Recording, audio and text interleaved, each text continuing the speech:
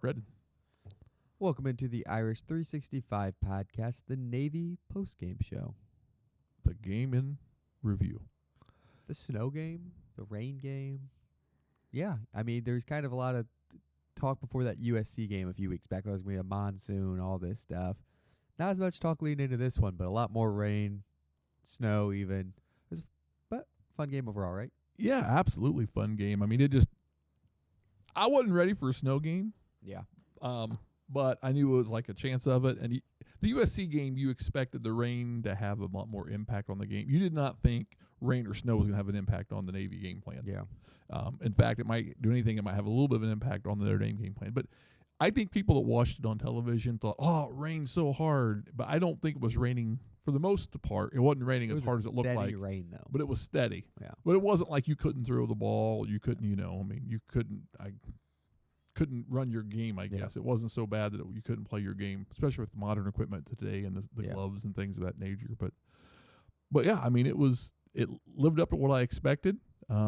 Navy did what Navy does, and Notre Dame did what Notre Dame's capable of, which we had a huge bounce back after that BC fiasco, I guess is the only way I can put that. So, but it sounds like a lot of talks out of that bye week before the Boston College game were about Navy, and a lot of time was spent on Navy. So it was kind of one of those things where it's like, okay, you had the bad week against Boston College.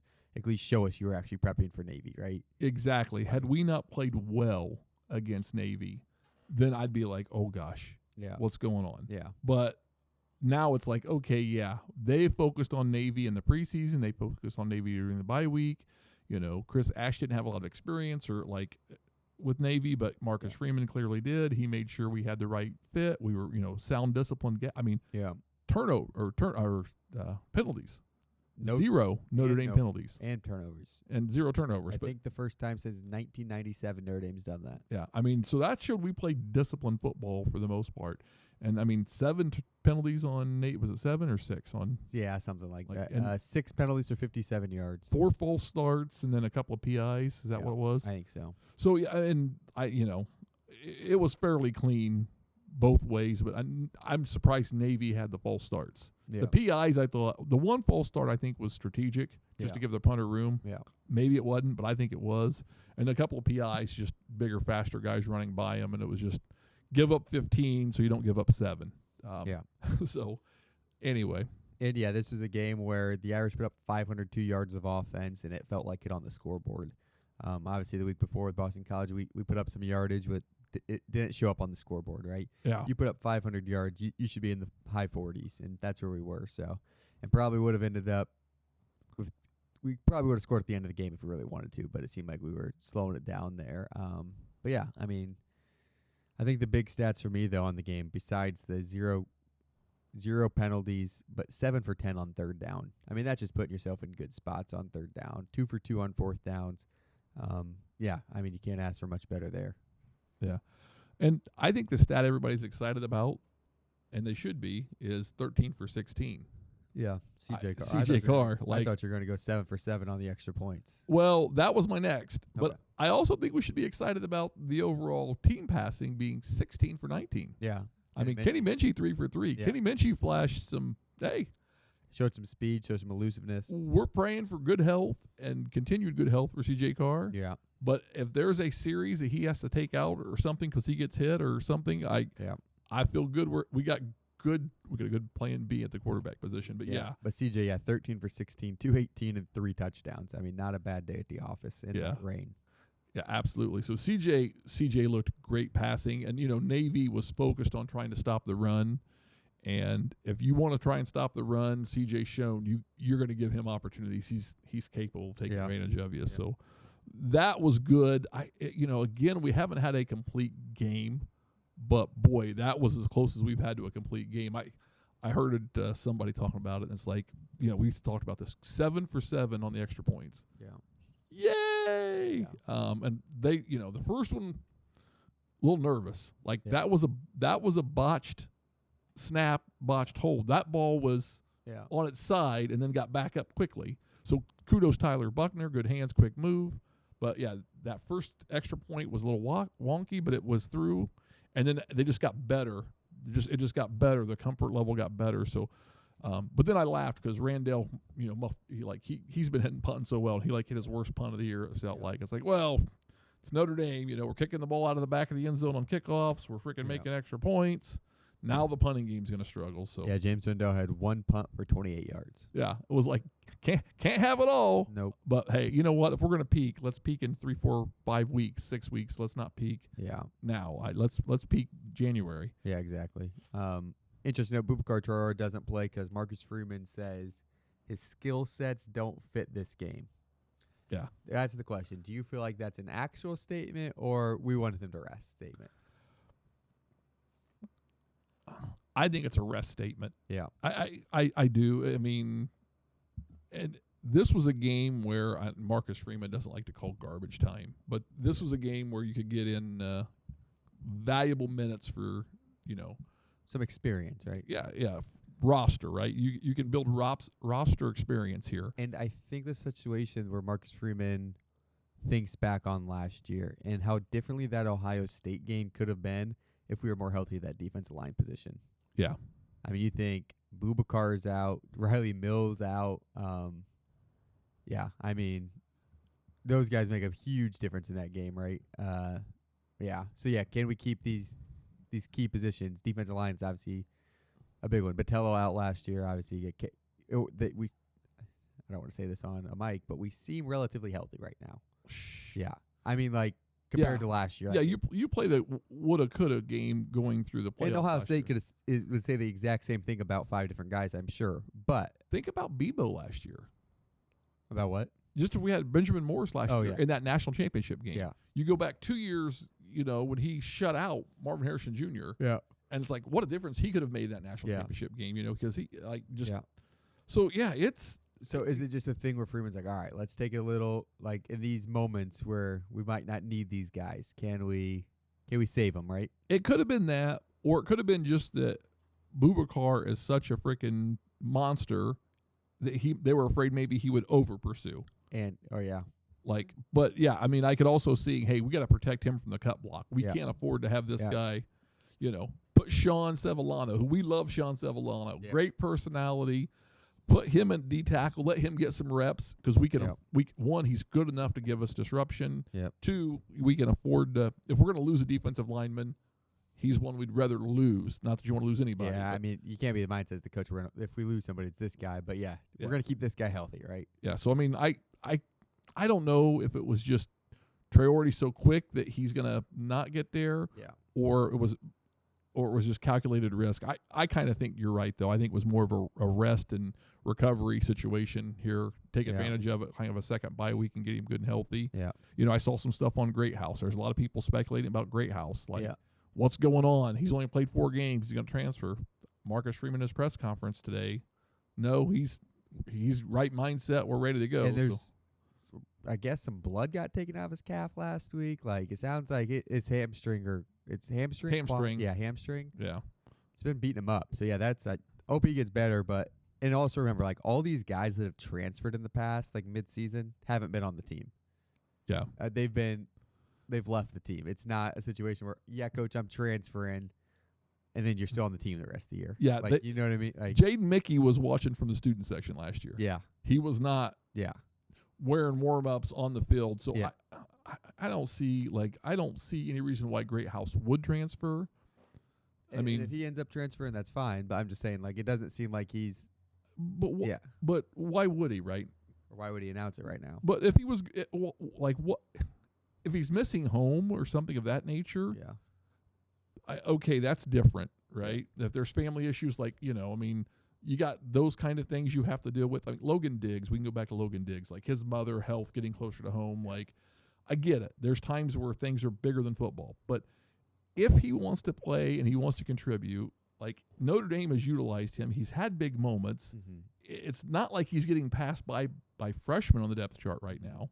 I mean, the guys in front of him are, grad transfers and that kind of stuff. Will Pauling and, Faison's the only guy that is going to be back next year. Yeah. I mean,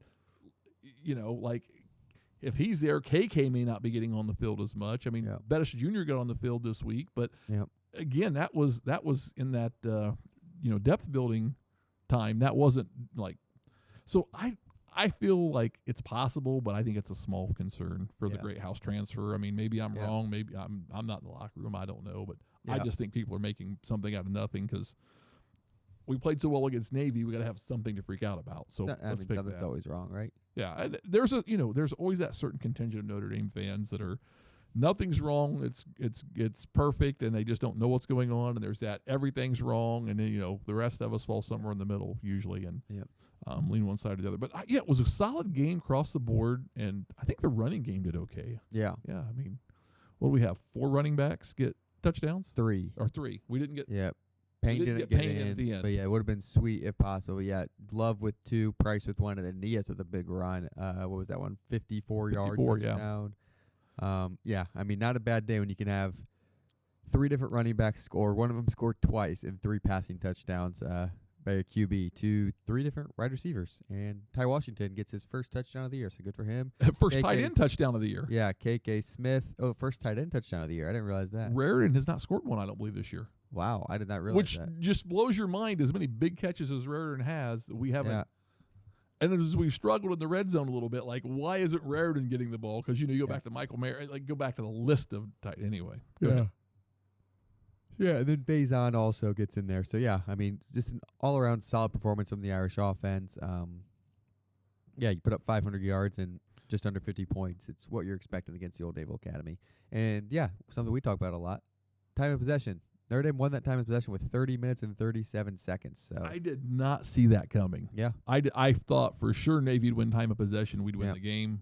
But I our think defense, some 3 and outs. That helps. yeah, defense played good against what can be a challenge. And a lot of Yeah. people, I mean, it's Navy. You're bigger, you're faster, you're more athletic, but you got to play sound discipline or they will hurt you. Yep. And only us and North Texas have beat them this year, right? Yep. So, and they're going to come back and they're going to win some games after this. So, Yeah. So shout out to Josh. We've sent you a DM. You're entered to win those 2 Notre Dame versus Syracuse tickets, and this is our last week. to this enter. week, Pitt, Yep. after the Pitt game. So on this podcast next week, we'll be announcing our 2 tickets to Syracuse winner for that game that week. That's right. Someone is going to get some tickets to see the Orange Yep. get crushed. Yeah. So, yeah. I mean, that kind of, I guess we could talk about this. Pretty sweet jump in. I don't want to say a flyover because those are kind of stopped right now, but Jump in. yeah, jump in. Yeah, and did you notice that was like retired military? Like Yeah. So Yeah. but it was awesome. Yeah, it was so sweet to see 2 guys jump out of a plane, parachute into the stadium, and it was not an easy, not windy day, right? There was some wind. Yeah, I gotta imagine, and I am not in the I want to parachute category. Yeah. Maybe it's because I'm always a larger guy. Yeah. And I parachutes have a weight limit. I don't want to test them. Yeah. So anyway, but I just can't imagine one jumping out at night. So jumping out of an airplane takes a certain amount of just bravery, right? Like stupidity / bravery, whatever you want to call it. And then to jump out of an airplane and hit a target. Yeah. That just ups the skill level. I've seen way too many videos, maybe it's because you go to the sports bar and they got the TV with all the blooper videos on and you see people end in trees and what have you. I mean, Yeah, and then 80,000 people are right there. yeah. So then you say, okay, now you're going to hit a target and there's a skill set. Now you're going to do this at night and you got very little room for error because you do have basically this postage stamp from 500 feet, 1,000 feet, whatever it is, Yeah. that you got to hit. But then you throw in the wind, Yeah. and I was thinking about that, during the game, and this is the weirdest thing. So we're sitting there, and I don't know if you the flag was at half mast, and they got the flag, and you could see the flag at half mast, and it's kind of blowing. Yeah. But then you looked at the tickers on the goalpost, and they weren't blowing much. Yeah. So it's okay.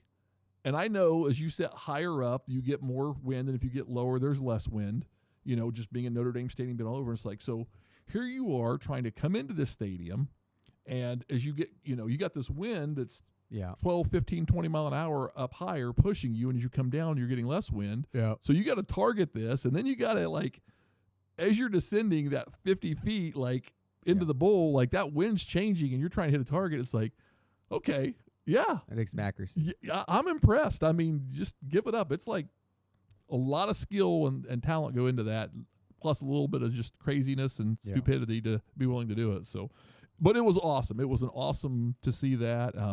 I think it was kind of cool. The flag they flew was a special flag that's going like basically around the globe and like different places throughout the U.S. It's a special like tribute for the America's 250th birthday next year, and I imagine there'll be some videos and stuff on that. So a lot of cool patriotic stuff going on, which you expect when you play the Naval Academy, to hit all of those notes. And so it was good in that respect. So just good game to be at, good atmosphere, good attitude. Yep. Crowd was into it. So just other than a little bit of snow. Yeah. It got a little cooler. Just a completely random thought. I saw we play in Foxborough against Navy next year. The tickets go on sale this Wednesday. I think I saw. I was like, holy cow, Navy's really already starting to sell those. All right. Hit them while they're hot. I guess so. Maybe they're thinking they were going to win this game and then they would, have the momentum. But yeah. I saw that today on my X feed and I was like, wow, they're really. So we're in Lambeau and Foxborough next year then. Yeah. Okay. So. Cool. I was like, all right, sweet. So anything else on the Navy game? No, I think that topics or sums up my thoughts from this weekend on the Naval Academy. So obviously a lot of other stuff. So we didn't talk J Love though. Yeah. And the two plays we got to talk about, I guess. One is the J Love spin cycle, twist, yeah, whatever. Stay off the ground. Like, I saw that and I'm like, he didn't just do that, and I'm like, yeah, he did. Yeah. And then I turned around and thought, why am I not more impressed with that at the time than I am? Yeah. And it's like, because I've gotten used to it. Yeah. We're spoiled. Does he have Heisman numbers? And again, that's the question, right? It depends what numbers you look at, right? If you look at his yards per game, he hasn't 1,000 yet this year, so that's kind of tough. But when you look at yards per attempt, receiving, all those, if you look at all the numbers, then you're like, oh, shoot, he hasn't. Like, if you look at Gentry's numbers last year and you look at his sample size, you're like, oh, shoot, he's putting up stupid numbers.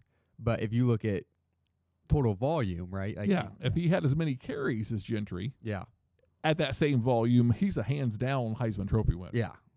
Like Reggie Bush, when he won the Heisman in 05, like, was it Henry that won it in 15? Yeah.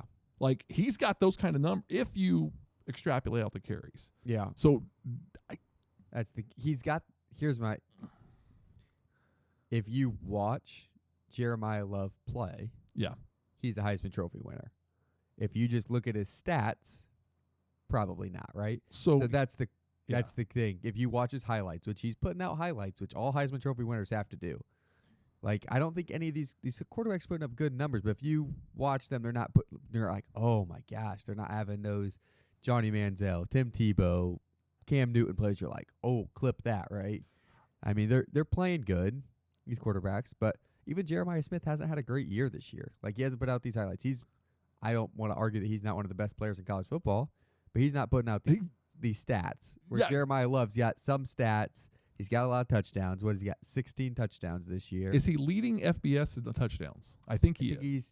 I think he's top 3. I don't know if he's leading FBS. Okay, I thought he was leading, but he's at the top of the chart. He's top 3 in I'm pretty sure touchdowns and yards per attempt. Yeah, and like yards per game and stuff. But yeah, he's not gonna go rush for 350 yards on 40 attempts in this Navy game. Like, that's just not what he's going to do, right? Yeah. Like, and we knew that coming in. And this goes back to, I think, a conversation we had in the preseason.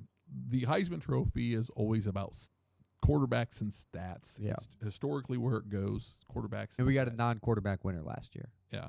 But then, like, we're transitioning, and I don't know if this is the year, but it's going to happen where it's not going to be about stats. It's going to be about viral moments on social media. Yeah.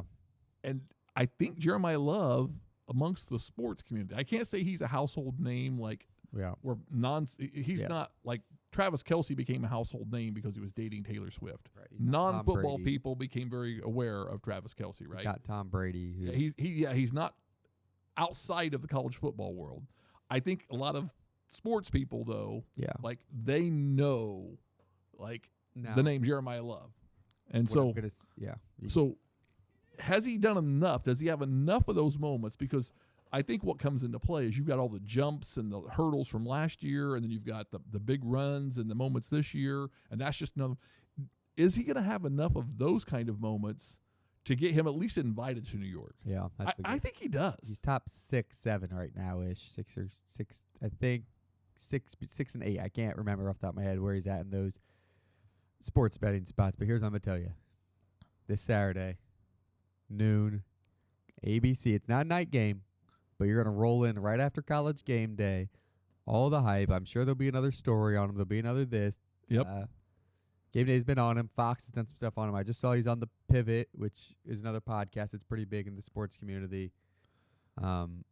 He's got to put up some stats, and he's got to have 1 or 2 highlights this week. Yeah. Like, he's got to be over 100 yards, 2 touchdowns this week against Pitt, hurdle a dude, do some 50-yard run, something. You know what I mean? Like, he's had those, but this is one of those, all right, we need one this week, right? Yeah, I mean, and I hate to say that. I hope it's not we're trying to force Jeremiah Love. No. I hope it's just it happens naturally, because it will happen naturally. Yeah. If we just don't try and force it. So I think it'll be interesting. But yeah, that's the next question. Can he step into that national spotlight this week? I think this is his best opportunity, because he's not going to have the national spotlight like this until after the Heisman vote when the playoffs start. So I'm hoping it's not forced, but I'm hoping something happens. Yeah, he's going to need 1 to 2 moments this weekend to have like legit, like to jump into it. And yeah, someone who's sitting right there with a Jeremiah Love Heisman and Jonathan Taylor MVP parlay that's happening right now. Yeah, I am hoping they would, because that would win me some serious money. That'd be a good running back combo right now. So and I know the running backs are hated on, but come on, one time. It's got to happen eventually, right? Right. So you're 1 in a billion. Yep. You're saying there's a chance. Yep. So the other thing I want to talk about, because during the game in real time, I did not appreciate this play for what it was. And that's Kingston Viliasa, like where he came in and he blew up the lead blocker and then knocked down. And we saw the replay on the Jumbotron, and it looked like he ran, like the lead blocker ran into him and the quarterback just happened to run into him. It just looked like that's what happened. I've seen that on social media since. Yeah. And he was intentional in blowing up that lead blocker and then putting the shoulder into the quarterback and taking him out. Yeah. And at the time I looked at you, I'm like, it was a good play, but I almost looked like the quarterback ran into him on accident. It's like, no, I didn't get a good look at it in real time, or in that short clip they showed is like, oh my goodness, that was a man playing violent. Yeah. What Marcus Freeman say? Violence. That was linebacker 101 playing violence. So 2 huge plays, I think, in that game from individual contributors and individual moments. Just stars doing what stars do, making big plays. So anyway, I want to hit on those 2 things. All right, that should wrap up Navy. Anything else? No. I mean that sums it up pretty good. I mean, we can go and talk a little about the outside world there. Let's talk a little bit about the outside world, because we moved up 1 spot in the AP poll. Yeah. And the coaches. Don't have the college football playoff rankings yet, but Texas Tech beat BYU this weekend. And that was why we moved up 1. Yeah. And we knew one of them had to lose. Texas Tech kind of took care of them. It was an underwhelming game, I'd say, almost. Like, Texas Tech looked better than BYU, but I'm not like, oh my goodness, Texas Tech's so good. But for some reason, Texas Tech really wants to talk about the Irish already, huh? Yeah. They hate us because they ain't us. Right. Their coach basically came out after, I think it was Monday's press conference. It was like, we just want to credit BYU for being in this situation, playing a conference game, and not like other schools out there. It's like, if you're just going to hate on Notre Dame, just come out and say it. Yeah. Right? Just say our name. Like, he's probably afraid Will Smith might come out and slap him. Yeah, exactly. I don't know what's going on there. It's like, all right, come out and say our name, and then be like, why are you worried about us right now? We live rent-free in the heads of so many people. So many. And ask James Franklin what he's up to right now after he was doing this last year, right? Yeah. That's all I got. Ask James Franklin what he's doing, how that worked out for him. Why are you so worried about us? Yeah. And you're hating on not being in the conference, being independent, and all this stuff. And then the funniest part was later in that today, we get the Pitt I don't know how to say his last name. Narduzzi. Yeah, coming out basically saying this game means absolutely nothing this weekend against Notre Dame because they're not in the conference. Yeah. It's like, oh, so non-conference games mean nothing to you? Yeah, right. I thought about we should start a new segment called Fight Club. Yeah. But only difference is we're going to talk about what happens at Fight Club. Yeah. Because there's all these people coming out with all this hate. And like, come on. If not being in a conference is an advantage, why aren't more schools doing it? Yeah.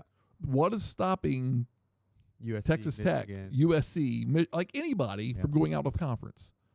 But if being in a conference is such an advantage that you're in it, then why are you hating on us for not doing it? Yeah. I think Texas Tech, like there's a couple of different strength of schedules you can look at. Not even near us. But yeah, Like 60th, and we're like 20. yeah, it doesn't matter which one you're looking at. There's a huge. They're in the middle, Yeah. and we're in the top, Yeah. like third, or better. And it's like, what do you mean? Like your argument is just such a weak straw man argument. Like you're just wanting to like. Hey. Well, I think more than anything else, he's trying to deflect, and he's trying to like build his resume by deflecting, right? He's got to find something, and he can't attack the SECs of the world. He can't attack the Big Tens, but he can attack Notre Dame. It's like, hey, I know half the world's going to side with me, and the other half's going to disagree with me, and I'm going to ignore the half that disagrees with me, and I'm going to go for the side that that joins me. And actually, it's probably calculated. It's probably 2/3 hate you because you're Notre Dame, and the other third love you. Yeah. So go after the 2/3. Go after the majority, and give them some red meat to jump on. So Yeah, it's just one of those things. Like you said, if it's such an advantage for us, do it then. Yeah. I mean, that's literally if we've got all this advantage, why aren't you doing this? And there's a whole lot more argument to be made that it would be so much easier for Notre Dame to join the ACC because we're ranked higher than every ACC team. When's the last time we lost an ACC game not like in our designated six that wasn't Clemson? Yeah. I generally don't know. Like, it's been. Yeah. No, I mean, pre-COVID it has to be, right? Yeah. But I mean, if I was like seriously, like we haven't lost an ACC game. We play 6 a year. I guess Miami this year. That's on me. Miami this year. Yeah, we lost Miami. Okay, and then Clemson in the ACC championship in 20. Probably. Yeah. So yeah, I'm just like, why? If it was, it makes more logical in a sense to make the playoff. We could go join the ACC, make the ACC championship. We'd be in. Sweet. And I saw someone post, it was a USC X account, and they posted something about USC should go independent and only schedule teams on the West Coast. And I'm like, well, yeah, they posted that because I know there's do it or join the Mountain West. Yeah, you're the one that joined the Big Ten. No one made you. Well, and I haven't read into it because it got released Sunday morning before the NFL slate. But something about USC and Michigan not being happy with something the Big Ten's doing. Yeah. I haven't dug into that yet, but yeah, basically like USC. I saw that USC is like because the account said USC should schedule only games on the West Coast and then Notre Dame and Michigan every year. Yeah. It's like, that wouldn't be a bad play. You'd probably do all right. I'm sure some network would pick you up. I mean, how long does it take till we get to super conference? Like conferences go away in college football, and everybody starts playing more regional games. And I don't know. I don't know if it'll ever happen. Yeah. So I think that was just interesting. So yeah, we'll just call that Fight Club. Everybody's wanting to fight Notre Dame. But yeah, I mean, it's just funny, and we shouldn't be nowhere near talking about Notre Dame versus Texas Tech. Like we haven't been projected to play them. We haven't been. It's like why are we coming up in your press conference? Yeah. They saw us play A&M, and they thought that looked like a Big 12 game, and they thought, hey, let's take some shots at Notre Dame. They're trying to steal our style. Yeah, I don't know, but yeah, I mean Texas Tech's on the come up. Like they've got the oil money. They are winning. Like they should be pretty good. But yeah, they don't scare me right now. I watched A&M or Texas Tech and BYU, and I'm like, we should beat both these teams. Is there any team, like honestly, in the top 12 that you like? I just don't want to face. I don't want to play Ohio State early. I'd rather play it because it should be a national championship rematch, in my opinion. If we play Ohio State in the second round, I'm like, okay, whatever. But that being said, I mean, is there anybody you're just like? No, and I don't think anyone's like necessarily like, oh, Notre Dame's the best team in the nation. I know no one's saying that. That's not Notre Dame fan, but I sat here a year ago and I would have said, ooh, Georgia's the team I was most concerned about. Yeah. And I mean, I'm not saying that we can beat everybody handedly. I mean, and it's any given day, right? Right. But I'm just saying there's not a team I look at and say, I'm not sure we can match up with them. Yeah. I mean, I just. Well, there was an account, a Texas Tech account that's like, we'd beat Notre Dame 3 out of 4 times. It's like, yeah, but the one time we do beat you will be the time that matters, if that's what your opinion was. Would they? No. What? I mean, like the one time it matters would be the one time we win in your mind because we aren't losing to you. Yeah, I just don't. Yeah, again, strength of schedule. I mean, how good are they've got an experienced quarterback, but didn't look all that hot, in my opinion. But yeah, so I don't know. I think it's interesting, but we're I gonna get get ran on that. we're gonna get the hate. It's just Yep. enjoy it, soak it in, let it fuel us. Hey, we seen the Oregon loss. We were real close to getting that home playoff. Man, there was 3 potential chaos Yeah. scenarios, and it happens all the time. There's always a chaos weekend where 2 or 3 teams lose that you don't expect to. Yep. My fear is next weekend could be it, and Yeah. we're in a position. We look forward a little bit, and it's one game at a time for us right now. Well, And if the team's got to look one game at a time, but I think the easiest part for us is we don't have a big game coming down the stretch. Like this is the big. this is our big game, right? Yeah, This so you this can't isn't a trap overlook game this. for us. Yeah. Like Boston College almost became a trap game because we were looking past Boston College toward. But yeah, there should be no trap game to Pitt. Like we've got to take care of business, focus on Pitt. Yeah, because if we beat Pitt by 28 points, I'm sure there still be haters out there saying we don't deserve it or whatever. But we're gonna be in if we beat Pitt. I mean, we got 2 games, Syracuse and then Stanford. Not fantastic teams down the stretch. Yeah, Syracuse would have been a lot more intimidating had Angeli stayed healthy, and Stanford, I think they're on the come up potentially, but Yeah. we're gonna get them this year. Shouldn't be too much of a focus. Yeah. My biggest concern about Stanford is we're going to be looking past Stanford to the CFP, and they're going to be able to sneak up on us. But Yeah. we'll see. That's a couple weeks keep away, it focused, Coach. All right, so you got anything else to wrap up this podcast? I think that hits the heavy highlights. So Yep. So enjoy the college football playoff rankings. We'll be back later in the week with the Pitt preview. We'll get you your last contest of the year, your last chance to enter in for those Notre Dame versus Syracuse tickets Yeah. and an Irish 365 t-shirt. there you go. And as always, Go Irish. go Irish.